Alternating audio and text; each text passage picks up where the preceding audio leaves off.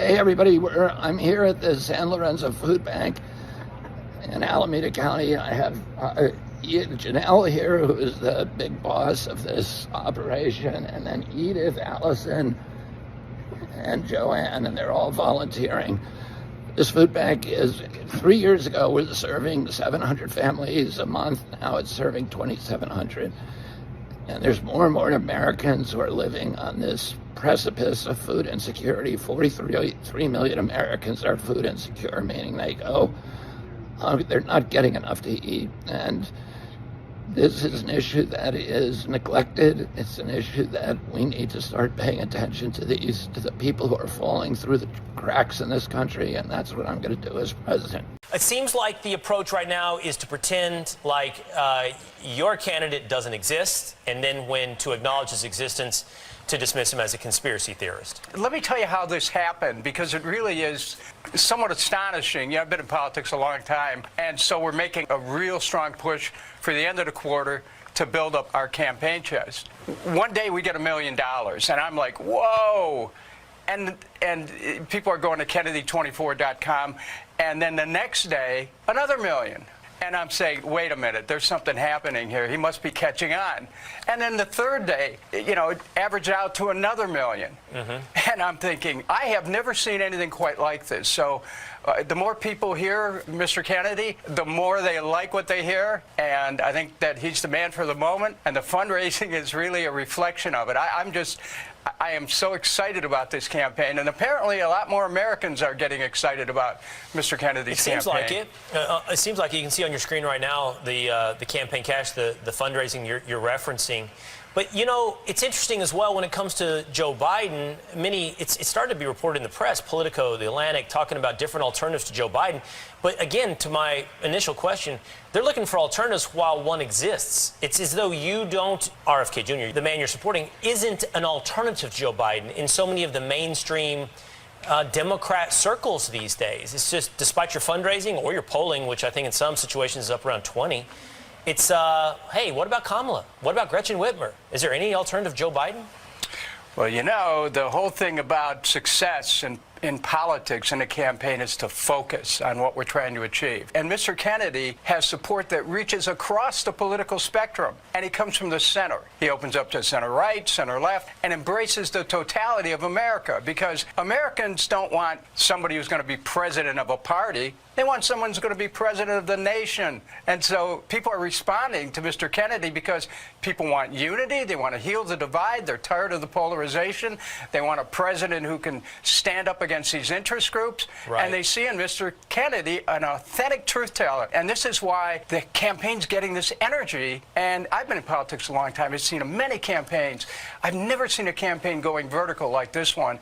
And the excitement keeps building, and it's reflected in the fundraising. Dennis, as you said, you've been around politics for a long time. You've had your own presidential run. You're just talking about that RFK reflects what you estimate to be policies that are kind of in the center, or sensibilities in the center. And I hear you. So I think the real story is what happened to your party, the one that you once represented, the one that was once skeptical of war and now embraces foreign affairs.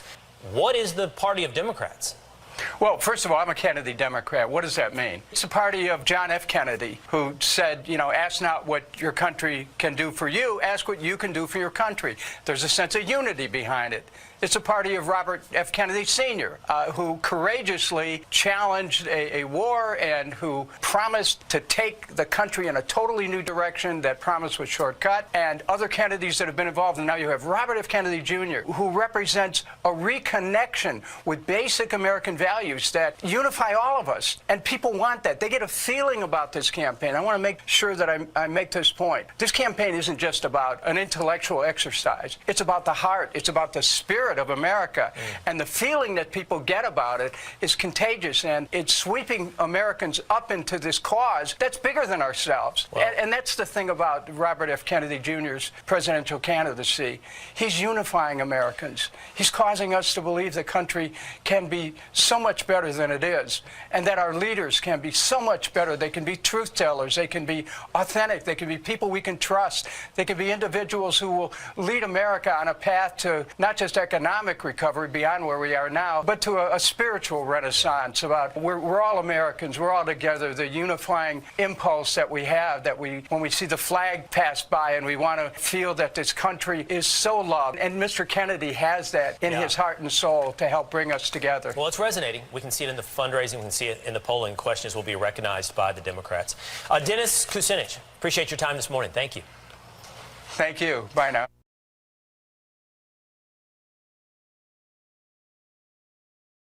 Mr. Kennedy, Bell created all this. Bell Scott. Hey, Welcome, Mr. Kennedy. this beautiful farm, which is an organic farm in the middle of what people would call a blighted community. The things that we're dealing with as Black people in our communities is a result of racism, redlining, all those different things that kept our communities at ill health. The food is sick that our community is getting because it's coming from big ag. The African American communities are food deserts. You cannot get good food here. You look at what Black kids are eating. They're drinking big gulp Coca-Colas and they're eating Twinkies and processed foods. Mr. Kennedy's presence and what he's talking about is a perfect example about what we need to do ourselves. He's taking a personal commitment to fight. You got to fight for your land, you fight for your business, you fight for everything that's an interest to you. We not only have to give people access to healthy food, but we need to just get rid of all the bad food. The chemical food, it's not food, it's just filler with poison in it. I'm Robert F. Kennedy Jr., and I'm running for President of the United States, and I approve this message.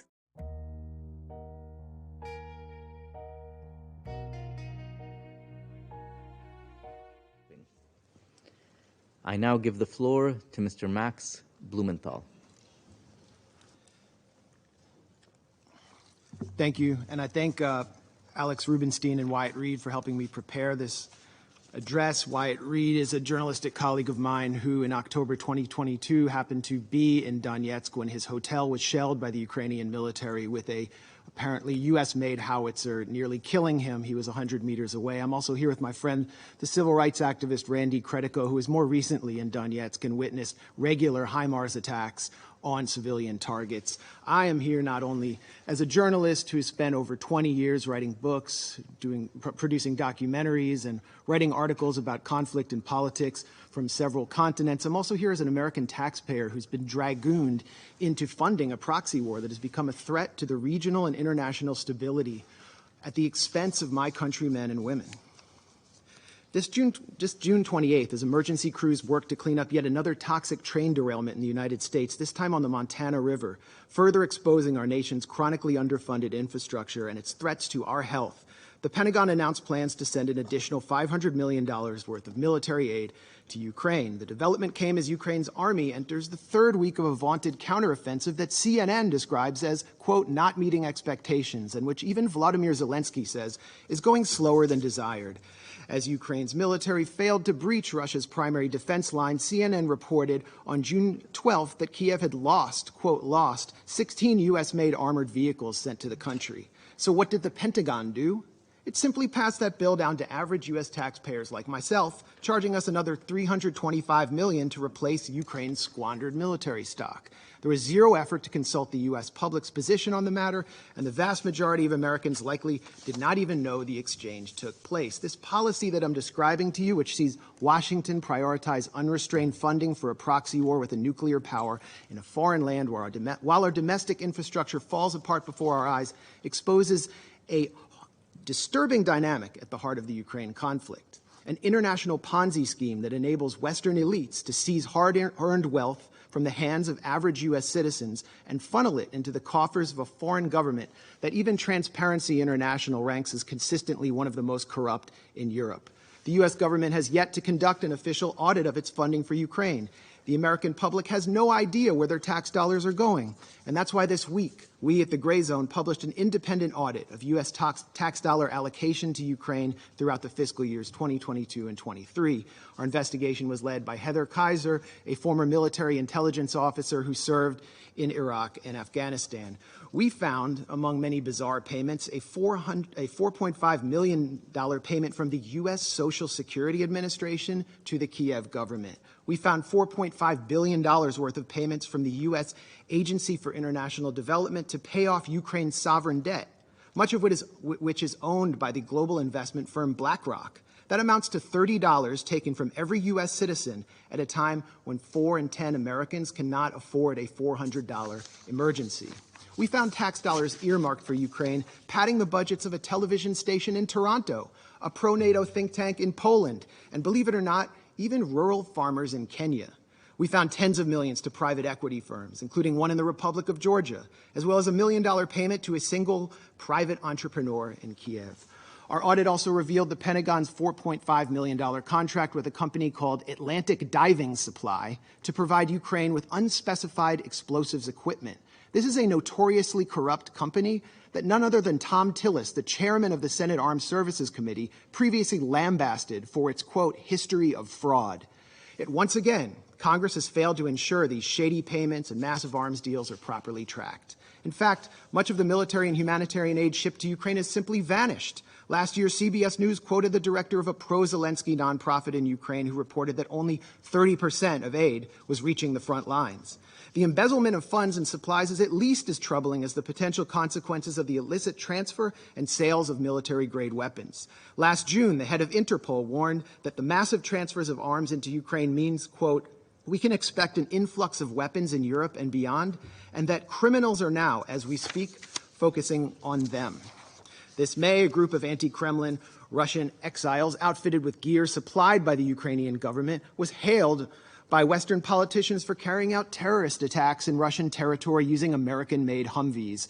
Although the group, the so-called Russian Volunteer Corps, is led by a man who calls himself the, quote, White King, and includes numerous open admirers of Adolf Hitler, described as neo-Nazis in U.S. mainstream media, the Western weaponization of this militia against Russian forces and Russian civilians has not prompted any outcry from Congress. And while the Biden administration has promised that it's keeping tabs on the weapons sent, a State Department cable leaked last December conceded that, quote, kinetic activity and active combat between Ukrainian and Russian forces create an environment in which standard verification measures are sometimes impracticable or impossible.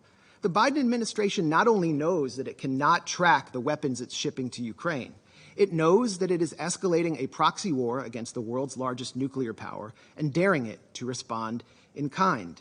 We know this because back in 2014, and this timeline is so important, that's when NATO Secretary General Jens Stoltenberg said that the war started following a U.S.-backed coup d'etat. President Barack Obama rejected demands from Kiev to send lethal offensive weaponry because, as the Wall Street Journal put it, he had a, quote, long-standing concern that arming Ukraine would provoke Moscow into further escalation that would drag Washington into a proxy war. When Donald Trump entered office in 2017, he attempted to hold the line on Barack Obama's policy, but was soon branded a Russian puppet by the Beltway press corps and the Democratic Party for refusing to send Raytheon's Javelin missiles to the Ukrainian military. His reluctance to send the Javelins became a central theme of his impeachment, and he predictably relented. As U.S.-made offensive weaponry began to reach the front lines of the Donbass, the collective West exploited the Minsk Accords to, quote, give Ukraine time to arm up, as the former German Chancellor Angela Merkel put it. In January 2022, the U.S. announced a $200 million arms package to Ukraine. Follow the timeline. By the 18th of February, observers from the Organization for Security and Cooperation in Europe reported a doubling in ceasefire violations, with OSCE maps showing the overwhelming majority of targeted sites on the side of pro-Russian separatists in Donetsk and Lugansk. 5 days later, Russia invaded Ukraine. And since then, the U.S. and its allies have been scurrying up the escalation ladder at every opportunity, Quote, things we couldn't give in January because it was escalatory were given in February, a former State Department official complained after meeting with Ukrainian counterparts. And things we couldn't give in February, we can in April. That has been the distinct pattern, starting with, for crying out loud, Stingers, referring to shoulder-mounted rockets. Joe Biden himself said in March 2022, the idea that we're going to send in offensive equipment and have planes and tanks, don't kid yourself. No matter what you all say, that's called World War III. Just over a year later, Biden changed his tune, backing a plan to provide F-16 fighter jets to Ukraine, and after pressuring Germany to send in the tanks he once feared would provoke World War III. It would only take 2 months from the time Ukraine received HIMARS, Lockheed made HIMARS systems for the U.S. For the Ukrainian military to begin targeting critical infrastructure, using them to strike the Antonovsky Bridge over the Dnipro River, and again 2 months later in a test strike on the Kakhovka Dam to see if the Dnipro's water could be raised enough to stymie Russian crossings, as the Washington Post reported. 3 weeks ago, the Kakhovka Dam was destroyed, triggering a major environmental catastrophe that caused mass flooding and contamination of the local water supply. Ukraine, of course, blames Russia for this attack, but has produced no evidence. Around this time, Ukraine also baselessly accused Russia of planning a provocation at the Zaporozhye nuclear plant. This triggered a resolution by Senators Lindsey Graham and Richard Blumenthal, no relation to me, calling for NATO to intervene directly in Ukraine and attack Russia if such an incident occurred. The move by Blumenthal and Graham thus established a de facto red line for initiating U.S. military action, much like the one set down in Syria, which, as a former U.S. diplomat commented to journalist Charles Glass, was an open invitation to a false flag. Will we see another Duma deception, but this time in Zaporozhye? This time with nuclear consequences? Why are we doing this? Why are we tempting nuclear annihilation by flooding Ukraine with advanced weapons and sabotaging negotiations at every turn? We've been told by people like Senator Dick Durbin that Ukraine is literally in a battle for freedom and democracy itself, and therefore anyone who opposes military aid to Ukraine opposes the very defense of democracy, according to this logic. So where's the democracy in Vladimir Zelensky's decision to ban opposition parties, to criminalize the media outlets of his legitimate political opponents, to jail his top political rival and his deputies, to raid Orthodox churches and jail clergymen? Where is the democracy in the Ukrainian government's imprisonment of Gonzalo Lira, an American citizen, simply for challenging the official narrative of Ukraine's war? And where is the democracy in Zelensky's recent decision to suspend elections in 2024 on the grounds that martial law has been declared? The answer is that Ukrainian democracy is harder to find these days than that country's commander-in-chief, Valery Zaluzhny. Senator Lindsey Graham has offered a much more grim and more on-the-mark rationale for supplying Ukraine with billions in weapons. As the senator boasted during a recent visit with Zelensky in Kiev, the Russians are dying. It's the best money we've ever spent. I repeat, the Russians are dying. It's the best money we've ever spent. And Graham has also said that Americans are ready to fight this war down to the last Ukrainian. While official casualty numbers are strictly classified, we must worry that Ukraine is well on its way to fulfilling the senator's ghoulish fantasies. As a Ukrainian soldier complained this month to Vice News, we don't know what Zelensky's plans are, but, quote, it looks like the extermination of its own population, like of the combat-ready and working-age population. That's it. Indeed, military cemeteries in Ukraine are expanding almost as rapidly as the Northern Virginia McMansions and beachfront estates of executives from Lockheed Martin, Raytheon, and assorted Beltway contractors benefiting from the second highest level of military spending since World War II. These are the real winners of the Ukraine proxy war, not average Ukrainians or Americans or Russians, the winners, or Europeans for that matter. The winners are people like Secretary of State Tony Blinken, who spent his time between the Obama and Biden administrations launching a consulting firm called West Exec Advisors, which secured lucrative government contracts for intelligence firms and the arms industry. Blinken's former partners at West Exec include Director of National Intelligence Avril Haines, CIA Deputy Director David Cohen, former White House Press Secretary Jen Psaki, and almost a dozen current and former members of Biden's national security team. Defense Secretary Lloyd Austin, for his part, is a former and possibly future board member of Raytheon, and an ex-partner of Pine Island Capital Investment, which collaborates with West Exec and which Blinken himself has advised. Meanwhile, the current U.S. ambassador to this body, the UN, Linda Thomas Greenfield, is listed as a senior counsel at the Albright Stonebridge Group, a self-described commercial diplomacy firm that also finesses government contracts for the intelligence and arms sector, and which was founded by Madeleine Albright, infamously known for her comments that the deaths by sanctions of 500,000 Iraqi children were worth it. So while military-age Ukrainian men are ripped off the streets by military police and sent to the front lines, the financially and politically connected architects of this proxy war are planning to walk through the revolving door to reap unimaginable profits once their time in the Biden administration is over. For them, a negotiated settlement to this territorial dispute means an end to the cash cow of close to $150 billion in U.S. aid to Ukraine. So in closing, when the United States, my country, a permanent member of this council, has fallen under the control of a bipartisan regime which seeks to perpetuate a proxy war for as long as it takes, in the words of Joe Biden, which considers diplomacy synonymous with unilateral coercive measures to, quote, turn the ruble to rubble, as Biden pledged to do, whose leadership subverts negotiations in order to pursue profit while refusing to properly inform its own citizens what they're paying for, and pushes the sons and brothers of its supposed Ukrainian partners out onto a killing field in order to bludgeon a geopolitical rival, when both Zelensky and members of U.S. Congress are calling for preemptive strikes on Russia, which have nothing to do with Article 51 of the UN Charter, this Council must take action to enforce that charter. That charter is clear that the Security Council must use its authority to guarantee a pacific settlement of dispute, particularly when it threatens international security. That should not only apply to Russia and Ukraine. This Council has an obligation to strictly monitor and restrain the U.S. and the illegal military formation known as NATO. Thank you.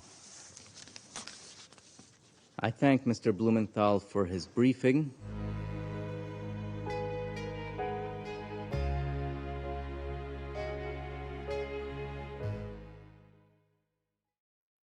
Hey, everybody, I wanted to make this video to thank everybody for the incredible generosity. This week, we raised, in 3 days after my last video, we raised $1 million a day. So we raised $3 million in 3 days. It was an extraordinary show of support by all of you, and I want to just tell you how grateful I am for your generosity and for your friendship. I'm here at my house on Cape Cod and Hyannisport, and behind me is my grandfather's house. This is the Kennedy compound.